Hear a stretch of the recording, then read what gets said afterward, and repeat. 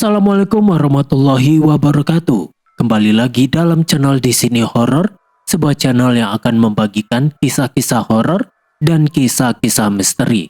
Dan untuk kisah yang akan saya bawakan kali ini berjudul Kisah Pesugihan Tumbal Gunung Kawi.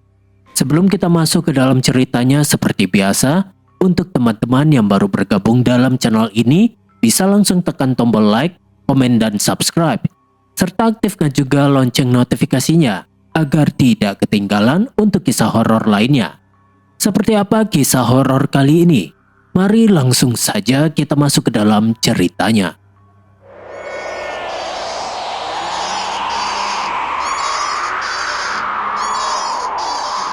Pada pertengahan tahun 2006, kawasan pinggiran Jakarta Selatan selalu ramai dengan kendaraan bermotor dari pagi hingga malam. Di salah satu perkampungan yang dikelilingi oleh bangunan beton tinggi, tinggal Pak Raharjo bersama keluarganya. Pak Raharjo adalah seorang tuan tanah yang memiliki puluhan rumah kontrakan. Setiap bulan ia menerima uang sewa yang jumlahnya sangat besar. Uang itu membuat keluarganya hidup nyaman. Anak tunggal Pak Raharjo bernama Baskoro. Karena Baskoro adalah anak satu-satunya, Pak Raharjo dan Ibu Nastiti selalu memenuhi semua keinginannya. Ibu Nastiti berasal dari Malang, Jawa Timur.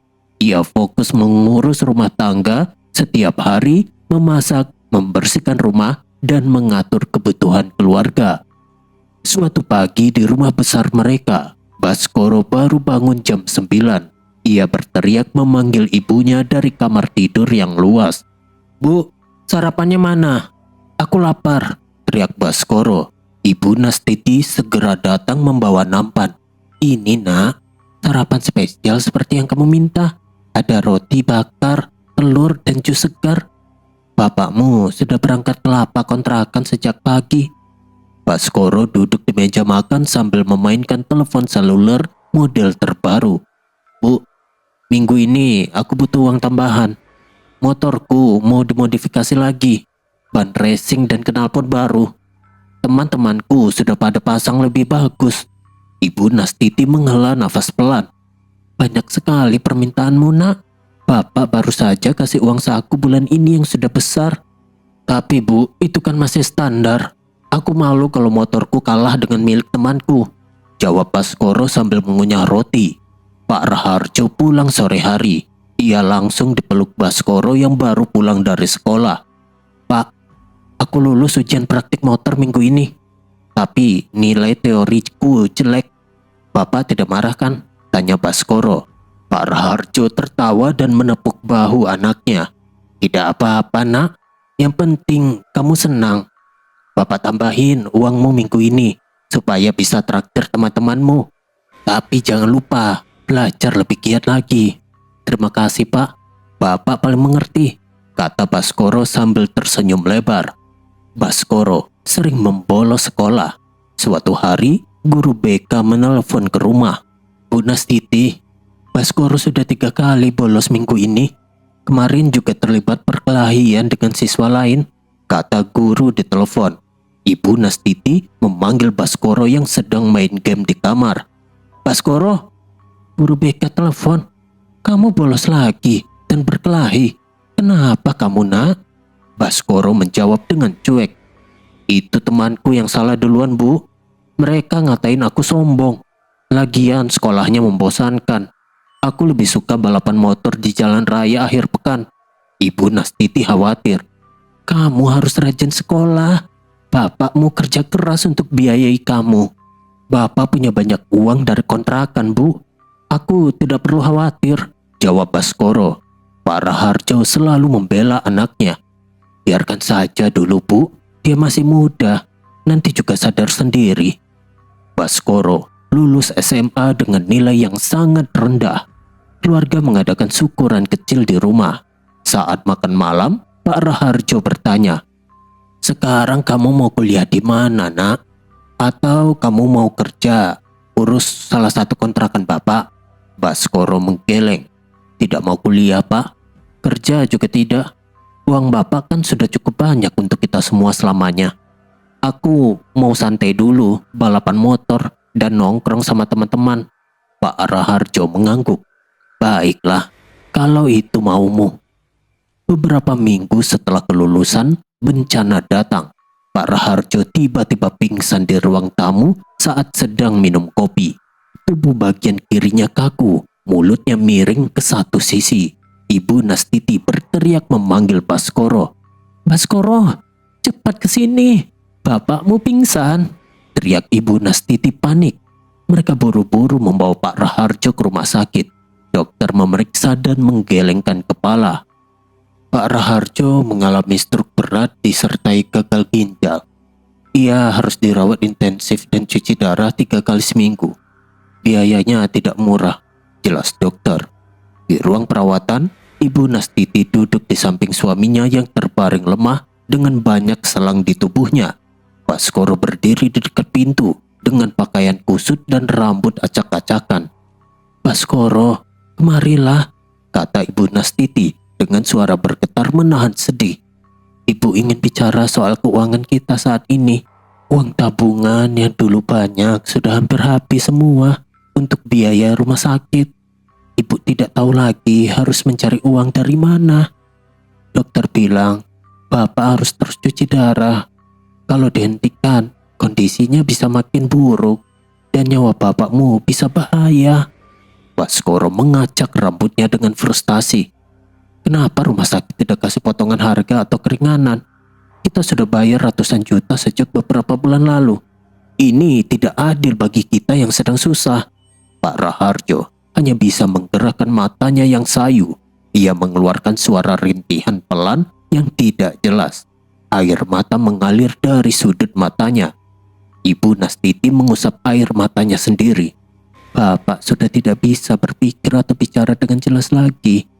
Satu-satunya jalan adalah menjual kontrakan di dekat pasar. Sudah ada orang yang datang menawar. Ibu terpaksa setuju supaya bisa melunasi hutang rumah sakit bulan lalu. Baskoro terkejut dan langsung memotong. Kenapa harus dijual, Bu? Itu sumber penghasilan terbesar kita setiap bulan. Kalau dijual, dari mana kita dapat uang makan sehari-hari dan kebutuhan lain? Lalu kamu mau Bapak dibiarkan mati di rumah sakit ini karena tidak ada biaya perawatan? Nyawa bapakmu lebih penting daripada semua harta yang kita miliki, jawab Ibu Nastiti dengan suara lebih tinggi. Baskoro terdiam lama. Ia akhirnya mengangguk pelan. Baiklah, Bu, lakukan saja yang Ibu anggap terbaik. Kontrakan dijual dengan harga murah karena kebutuhan yang mendesak. Uangnya langsung digunakan untuk membayar hutang rumah sakit. Namun, biaya perawatan Pak Raharjo terus bertambah. Dalam waktu 1 tahun, rumah kontrakan lainnya, mobil keluarga, dan sepeda motor sport Baskoro juga harus dijual satu persatu. Suatu hari, petugas bank datang ke rumah. Bu Nastiti, karena sertifikat ini sudah dijadikan jaminan pinjaman dan belum dibayar, rumah ini harus kami sita, kata petugas bank. Ibu Nastiti menangis. Apakah tidak ada jalan lain, Pak? Kami betul-betul sedang kesusahan. Tidak ada, Bu. Ini sudah prosedur, jawab petugas.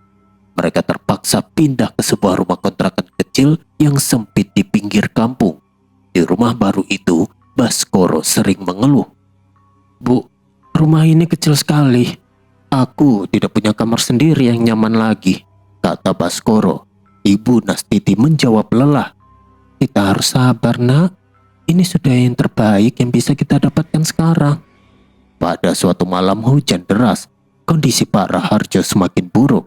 Di tengah malam itu, ia menghembuskan nafas terakhir di rumah kontrakan kecil itu. Ibu Nastiti menangis terseduh di samping jenazah suaminya.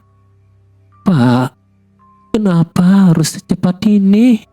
Kata Ibu Nastiti sambil memegang tangan suaminya yang sudah dingin.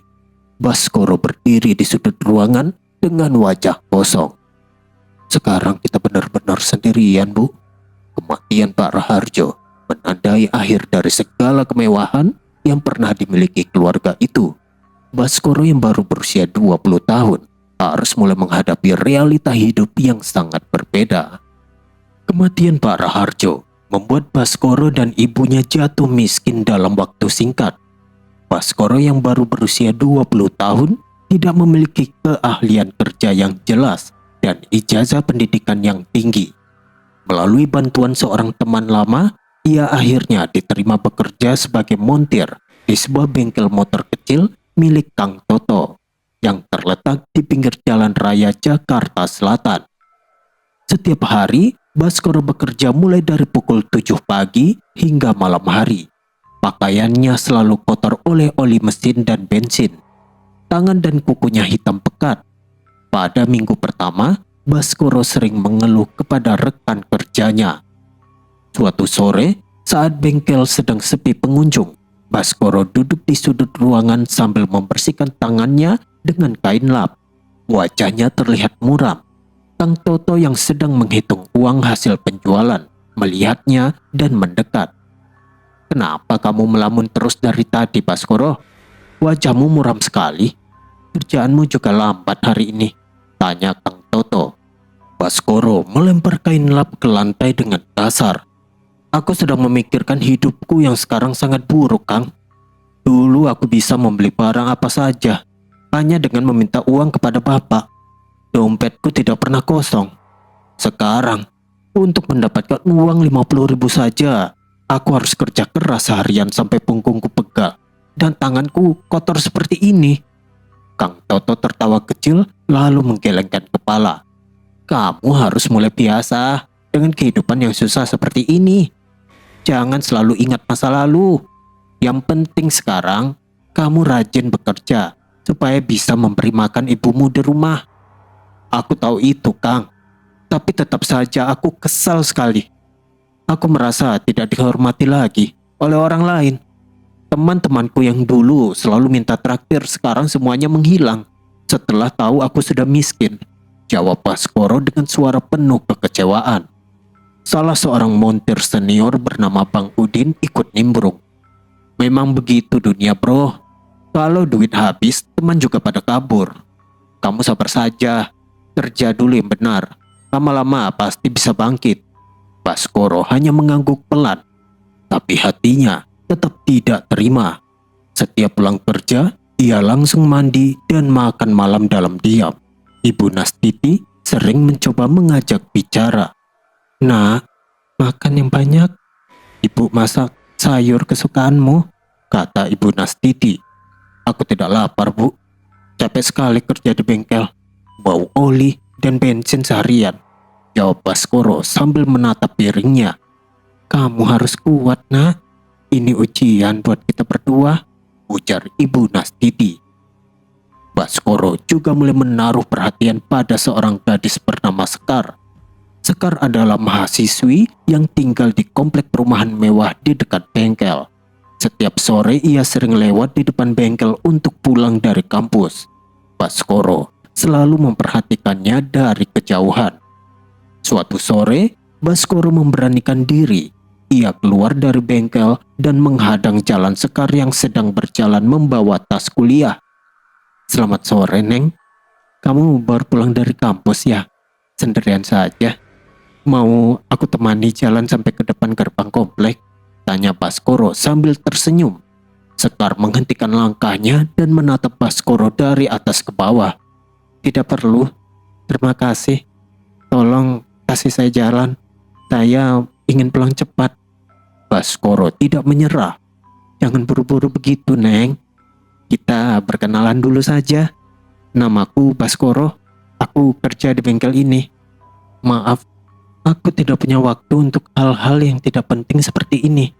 Aku harap kamu tidak mengganggu aku lagi di jalan umum," jawab Sekar dengan suara dingin dan tegas.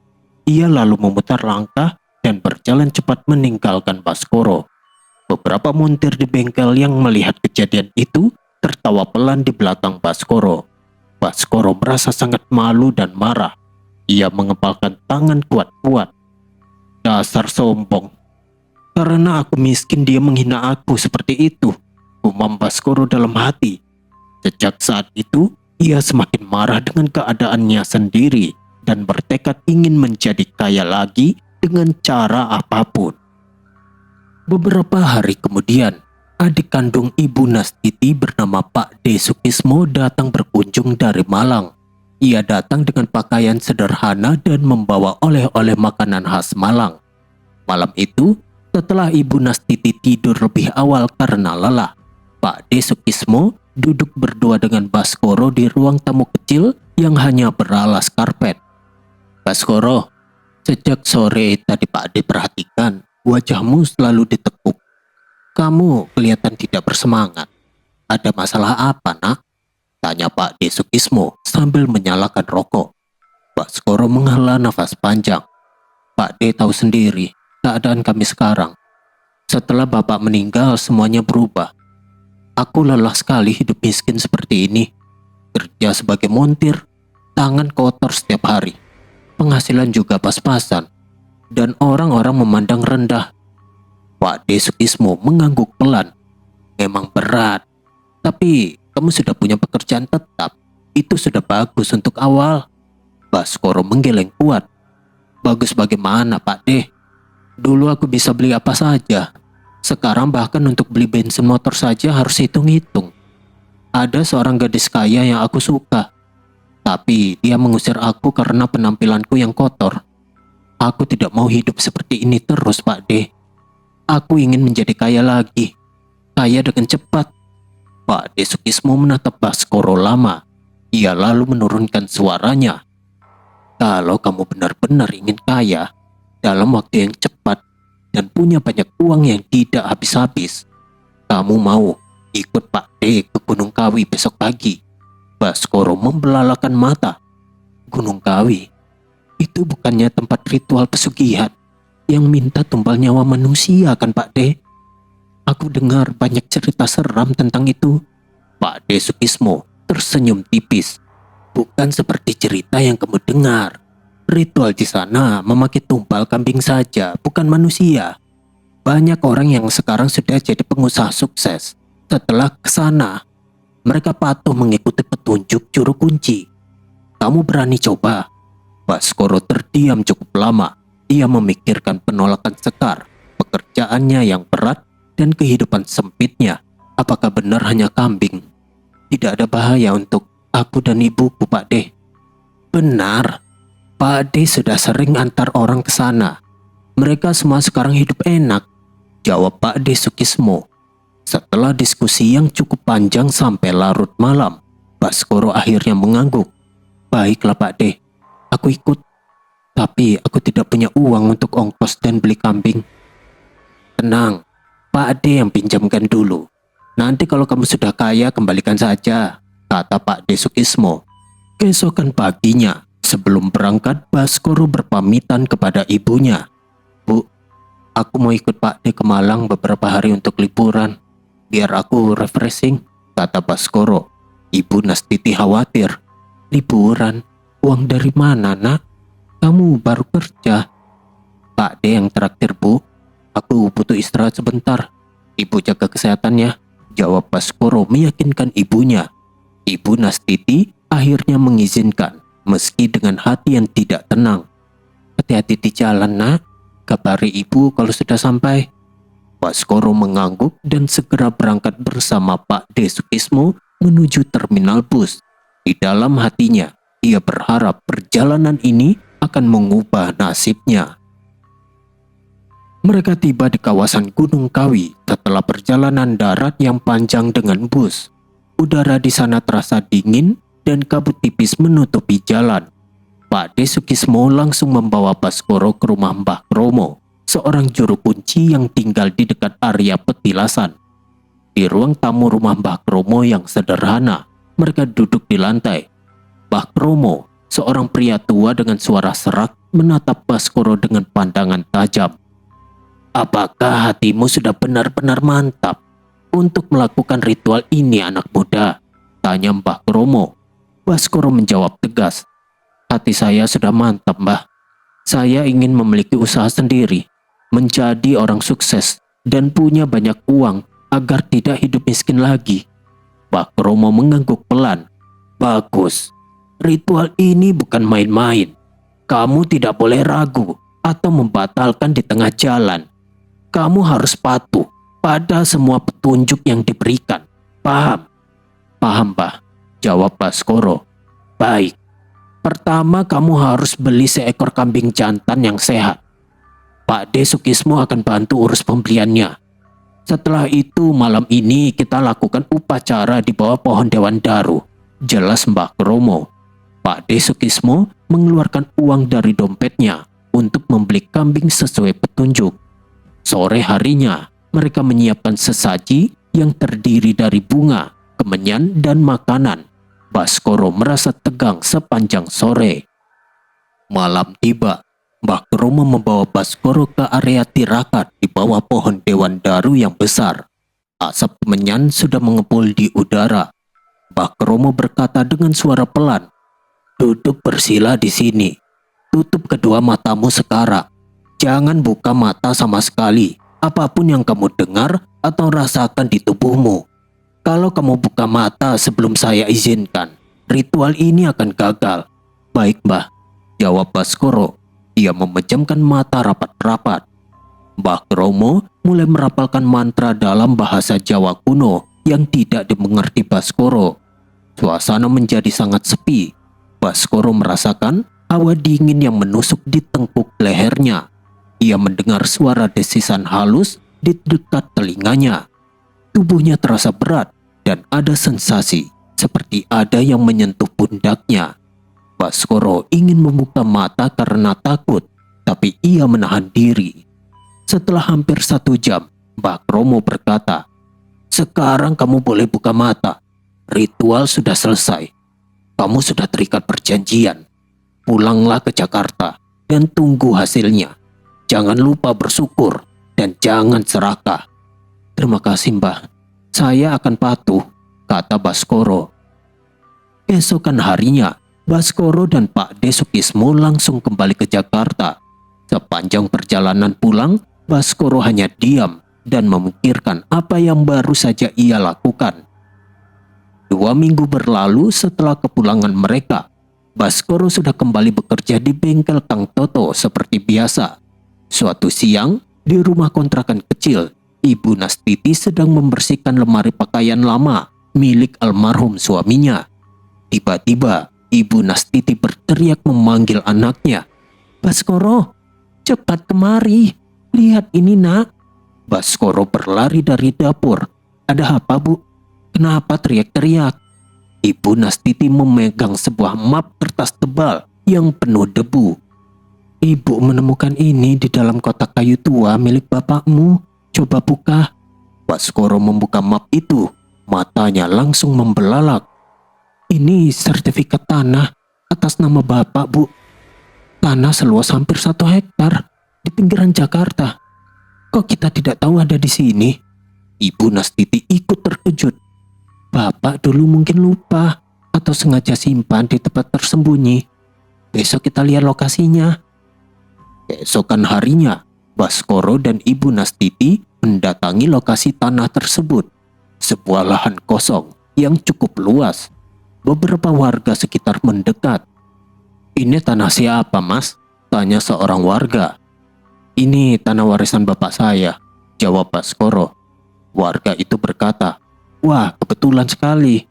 Ada perusahaan pengembang besar yang sedang mencari tanah di sini untuk proyek jalan tol dan pusat komersial. Mereka sudah tanya-tanya ke penduduk sekitar." Baskoro langsung mendatangi kantor perwakilan perusahaan pengembang. Seorang manajer bernama Pak Budi menerimanya. "Benar, ini sertifikat tanah bapak Anda.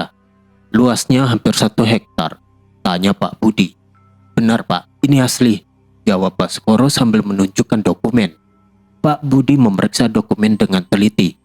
"Tanah ini masuk dalam rencana proyek kami. Kami bersedia membeli dengan harga tinggi. Berapa yang Anda harapkan?" Baskoro dan Ibu Nastiti berunding sebentar. Mereka menawarkan harga yang cukup tinggi. Setelah negosiasi selama 2 hari, Pak Budi akhirnya setuju. "Kami terima harga yang Anda ajukan. Ini sangat menguntungkan untuk kedua belah pihak. Uang akan kami transfer dalam waktu 1 minggu, kata Pak Budi. Benar saja, 1 minggu kemudian, uang miliaran rupiah masuk ke rekening Baskoro. dan Ibu Nastiti. Baskoro terduduk di depan ATM sambil melihat saldo rekeningnya berulang kali. "Ini benar-benar terjadi, Bu. Kita kaya lagi," kata Baskoro dengan suara gemetar. Ibu Nastiti menangis haru. "Syukurlah, Nak. Ini pasti rezeki dari bapakmu." Baskoro tidak membuang waktu. Ia langsung mendatangi bengkel Kang Toto untuk mengundurkan diri. "Kang Toto, mulai hari ini aku berhenti kerja. Terima kasih banyak selama ini," kata Baskoro. Kang Toto terkejut melihat Baskoro datang dengan pakaian rapi dan membawa mobil baru. "Wah, kamu sudah berubah total. Dari mana dapat uang sebanyak ini sampai bisa beli mobil mewah?" "Aku habis menjual tanah warisan dari bapak. Tanah itu dijual ke perusahaan pengembang dengan harga sangat tinggi," jawab Baskoro. "Alhamdulillah, kamu beruntung sekali. Semoga sukses ya," kata Kang Toto. Baskoro segera menyewa ruko 2 lantai di lokasi strategis.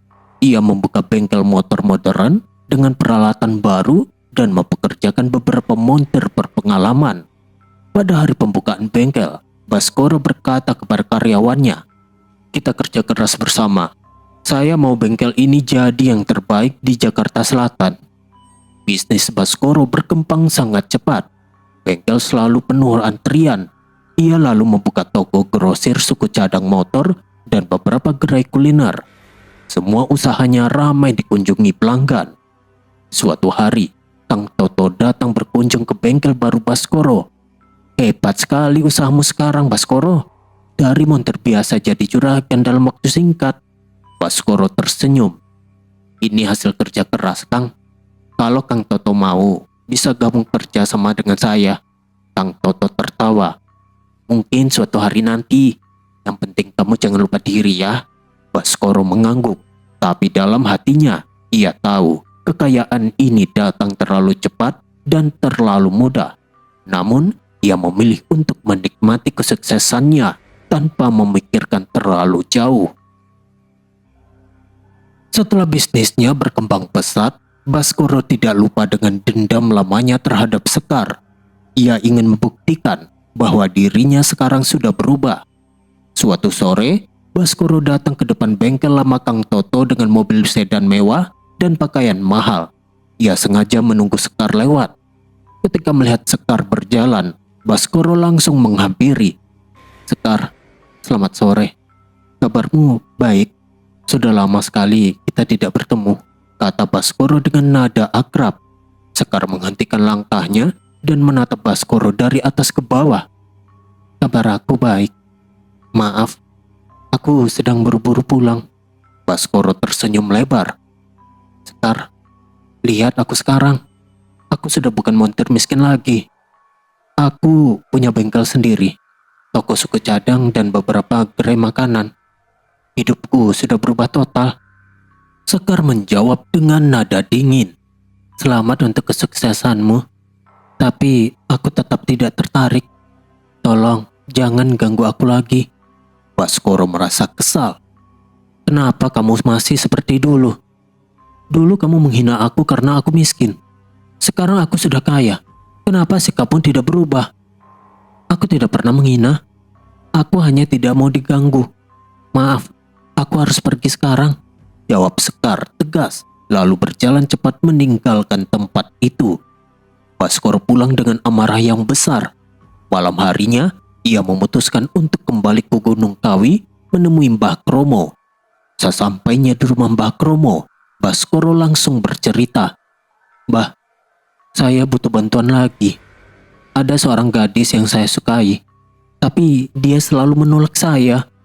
Saya ingin dia mau menerima saya," kata Baskoro. Mbah Kromo menatap Baskoro. "Perkara hati orang itu mudah. Kamu punya foto gadis itu?" "Ada, Mbah," jawab Baskoro sambil menunjukkan foto Sekar di ponselnya. Mbah Kromo mengangguk. "Tunggu di sini." Mbah Kromo masuk ke ruang khusus selama hampir 1 jam. Ketika keluar, ia membawa sebongkah kemenyan hitam. "Bakar kemenyan ini di dalam rumahmu setiap malam sampai asapnya keluar banyak. Setelah itu, coba dekati lagi gadis itu. hasilnya akan terlihat, perintah Mbah Kromo. Terima kasih Mbah. Berapa biayanya? Tanya Baskoro. Mbah Kromo menyebutkan nominal yang cukup besar.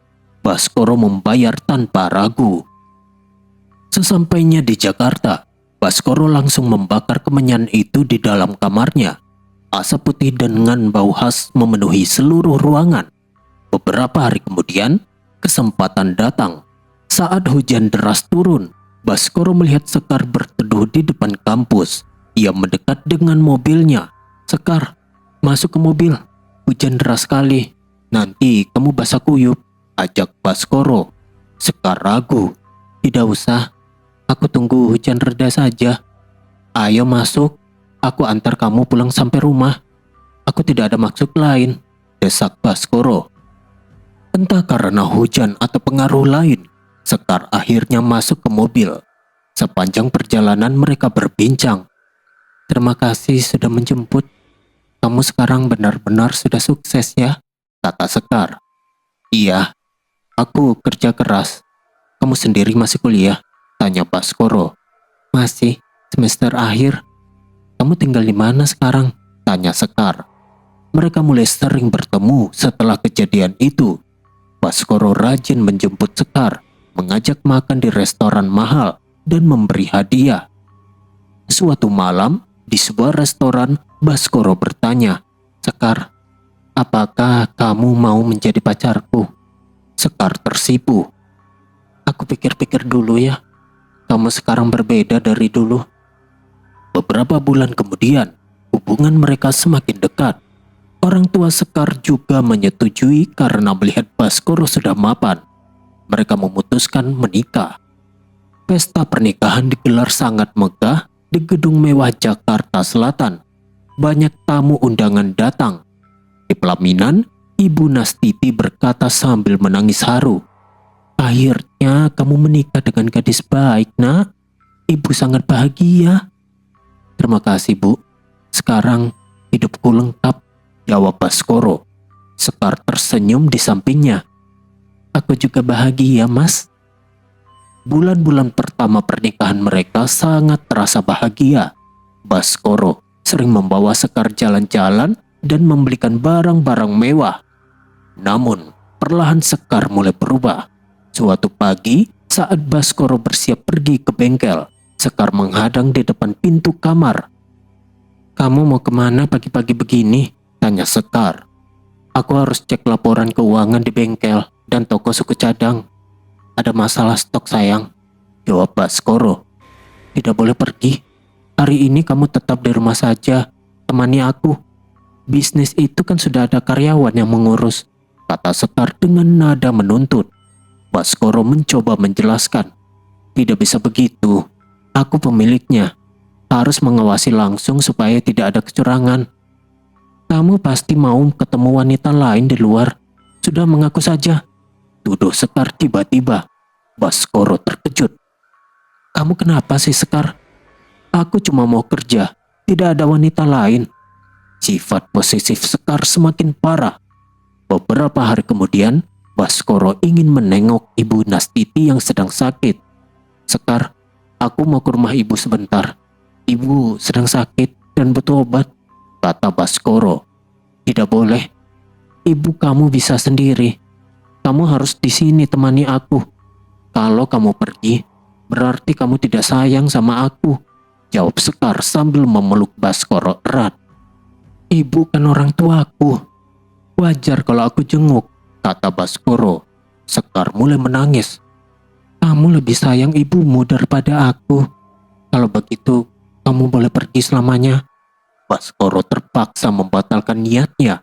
Ia mulai merasa lelah dengan sikap istri barunya itu. Pada suatu sore, Baskoro diam-diam mencoba keluar rumah untuk meeting bisnis. Sekar langsung menyusul ke garasi. Mau kemana lagi kamu? Aku bilang kan tidak boleh keluar, teriak Sekar sambil berdiri di depan mobil. Sekar, ini penting-penting dengan investor. Bisnis kita bisa rugi kalau aku tidak datang, jawab Baskoro. Aku tidak peduli. Kamu tetap di rumah sekarang. Kalau kamu nekat pergi, Aku tidak akan bukakan pintu rumah ini lagi untuk kamu, ancam Sekar. Baskoro akhirnya menyerah dan membatalkan meetingnya. Ia mulai bertanya-tanya dalam hati, apakah pernikahan ini keputusan yang benar? Sifat Sekar yang dulu sopan dan mandiri perlahan berubah menjadi sangat posesif dan sulit diatur setiap harinya. Suatu pagi buta, Baskoro memutuskan untuk pergi diam-diam dari rumah. Sekar masih tertidur lelap. Ia mengenakan pakaian rapi, mengambil kunci mobil, dan keluar rumah tanpa menimbulkan suara. Ada pertemuan bisnis penting dengan seorang investor di sebuah kafe di Jakarta Selatan. Sekar terbangun beberapa menit setelah mobil Baskoro keluar dari garasi. Ia meraba sisi tempat tidur yang kosong dan dingin. Matanya langsung terbuka lebar. Baskoro, mau kemana kamu? Gumam Sekar dengan suara marah. Ia cepat-cepat turun ke garasi, menyalakan mobil city cars miliknya, dan membuntuti suaminya dari kejauhan. Di kafe, Baskoro bertemu dengan Ibu Rina, seorang investor wanita parubaya yang berpenampilan profesional. Mereka duduk di meja terbuka dan membahas rencana pembukaan cabang kuliner baru. Bu Rina, ini proposal kerjasama yang saya siapkan. Kita bagi keuntungan 60% untuk saya dan 40% untuk ibu, jelas Baskoro sambil menunjukkan dokumen. Ibu Rina mengangguk. Saya setuju dengan pembagiannya. Kamu punya visi bisnis yang bagus, Pak Baskoro. Mari kita jabat tangan sebagai tanda kesepakatan. Mereka berjabat tangan dan tertawa kecil membahas detail selanjutnya. Dari dalam mobil yang terparkir tidak jauh, Sekar menyaksikan semuanya. Wajahnya memerah karena marah. Nafasnya menjadi cepat. Sore harinya, Baskoro pulang ke rumah dengan wajah lelah.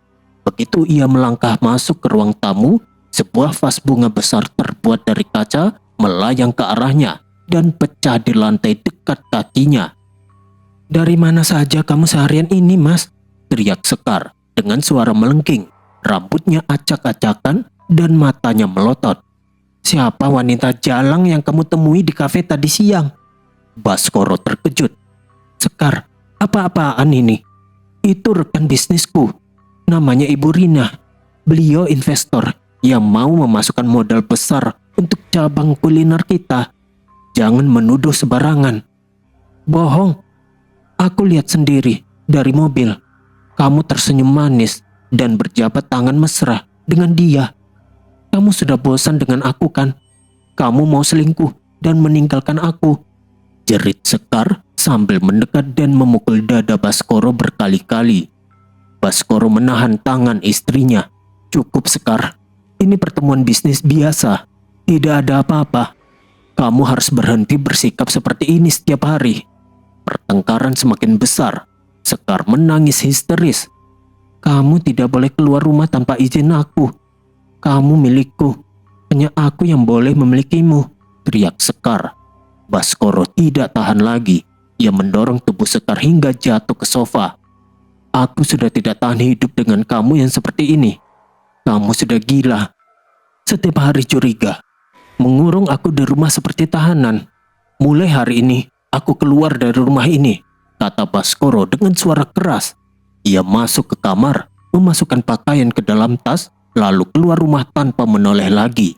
Sekar berlari mengejar sambil menangis. Mas, jangan pergi. Maafkan aku. Kembali, teriak Sekar. Baskoro tetap pergi dan menginap di sebuah hotel. 3 hari kemudian, Baskoro duduk sendirian di sebuah kafe kecil yang sepi untuk menenangkan pikiran sambil minum kopi. Tiba-tiba, seorang pria berjaket hitam dan memakai kacamata hitam pekat mendekat dari belakang tanpa suara. Pria itu mengeluarkan pisau tajam dan langsung menusuk punggung Baskoro berkali-kali. Baskoro mengerang kesakitan. Darah mengalir deras dari tubuhnya. Pria itu menusuk lagi ke perut Baskoro lalu lari ke sepeda motor yang sudah menyala. Baskoro ambruk ke lantai. Orang-orang di kafe berteriak panik. Baskoro menghembuskan nafas terakhirnya di genangan darah. 2 hari kemudian, polisi menangkap pelaku pembunuhan di tempat persembunyiannya. Setelah diinterogasi, ternyata pelaku adalah pembunuh bayaran yang disewa oleh Sekar. Di ruang tahanan, Sekar diperiksa oleh penyidik. "Kenapa ibu menyewa orang untuk membunuh suami sendiri?" tanya penyidik. Sekar menjawab dengan suara datar dan wajah tanpa ekspresi. "Baskoro itu milikku seutuhnya. Kalau dia tidak bisa aku miliki lagi, maka tidak boleh ada orang lain yang memilikinya. Lebih baik dia mati daripada pergi dengan wanita lain." Penyidik terkejut. "Apakah ibu tidak menyesal?" "Tidak. Aku lakukan ini karena cinta. Aku cinta. Dia tidak boleh pergi," jawab Sekar dingin. Ibu Nastiti pingsan saat mendengar kematian anaknya. Ia menangis terseduh di rumah kontrakan kecilnya. "Kenapa, Nak? Kenapa harus seperti ini?" kata Ibu Nastiti berulang kali. Kekayaan besar yang dimiliki Baskoro akhirnya tidak berarti apa-apa. Bisnisnya mulai berantakan karena tidak ada yang mengurus. Rumah mewah itu sepi dan penuh kenangan buruk. Ritual pesugihan yang dilakukan Baskoro di Gunung Kawi memang mendatangkan harta dalam jumlah besar, tetapi juga membawa kehancuran bagi dirinya sendiri, istrinya, dan keluarganya. Harta yang melimpah tidak bisa membeli kebahagiaan atau keselamatan. Baskoro meninggal dalam usia muda dengan cara yang tragis, menjadi pelajaran bahwa ada harga yang sangat mahal untuk kekayaan yang datang secara tiba-tiba. Sekian cerita horor dalam video kali ini. Semoga segala peristiwa yang terjadi dalam kisah kali ini kita dapat mengambil hikmahnya. Terima kasih sudah mendengarkan. Dan untuk teman-teman yang baru bergabung dalam channel ini bisa langsung tekan tombol like, komen, dan subscribe. Serta aktifkan juga lonceng notifikasinya agar tidak ketinggalan untuk kisah horor lainnya. Wassalamualaikum warahmatullahi wabarakatuh. Sampai jumpa di kisah horor selanjutnya.